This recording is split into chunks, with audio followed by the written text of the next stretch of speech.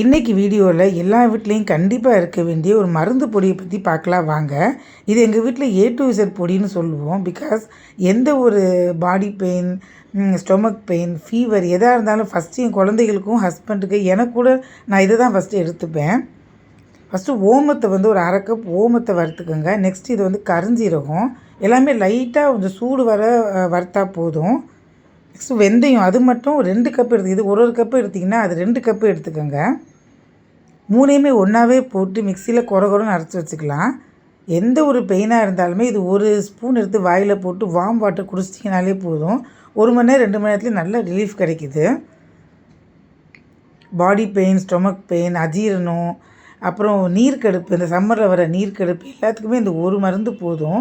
முக்கியமாக sugar பேஷண்ட்ஸுக்கு sugar, BP, cholesterol இருக்கவங்களாம் daily இதை சாப்பிட்டு வந்தீங்கனாலே 1 or 2 மந்த்ஸில் பார்த்தீங்கன்னா நல்லாவே ரிசல்ட் கிடைக்கும் உங்களுக்கு.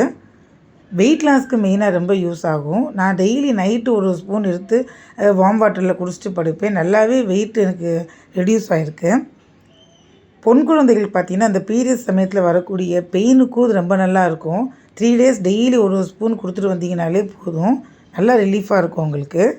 ஸோ A to Z பொடின்னு சொல்கிறதுக்கு ஏற்ற மாதிரி எந்த ஒரு பெயினாக இருந்தாலுமே ஃபஸ்ட்டு இது ஒரு ஸ்பூன் எடுத்து நீங்கள் குடிச்சிக்கோங்க. ஹை ஃபீவர் இருக்கும்போது கூட என் பசங்களுக்கு நான் இதுதான் கொடுப்பேன்.